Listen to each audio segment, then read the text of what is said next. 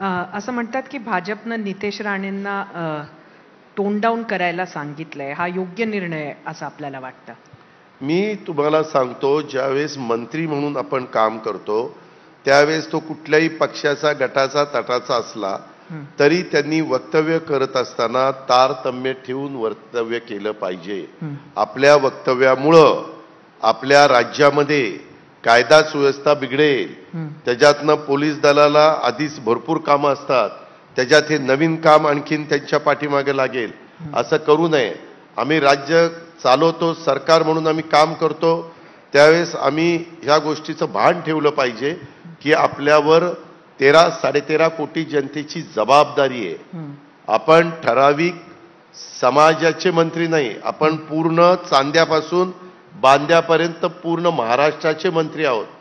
त्याच्यात जर कोणी चुकीचं वागत असेल, कायद्याचा बडगा दाखवून त्याला शासन करा, त्याच्यावर ऍक्शन घ्या.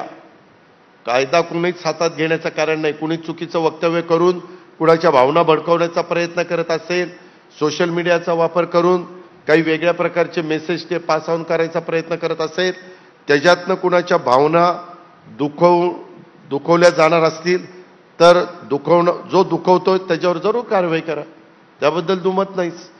पण आता एवढं चांगलं बहुमत आहे, लोकांची जबाबदारी पार पाडलेली आहे. आता आपण 5 वर्ष व्यवस्थितपणे राज्याला प्रगतीकडे घेऊन जाऊया. देशामध्ये विकासाच्या बाबतीमध्ये नंबर 1चं राज्य म्हणून जी महाराष्ट्राची ओळख आहे, ती ओळख अधिक दृढ कशी होईल, अधिक पुढे कशी जाईल, हा प्रयत्न करूया असं माझं मत आहे. दादा, जेव्हा सरकार स्थापन होत होतं त्या दिवसात ना जाऊ, तुम्ही अगदी लगेच सांगून दिलं की माझं तर ठरलंय, मी तर शपथ घेणार आहे. तुम्हाला त्यावेळेला नाही वाटलं का की आपण थोडंसं नाराजी दाखवावी, थोडंसं ताणून धरावं, थोडंसं बार्गेनिंग करावं? सरिताताई, मी व्यवहारी माणूस आहे.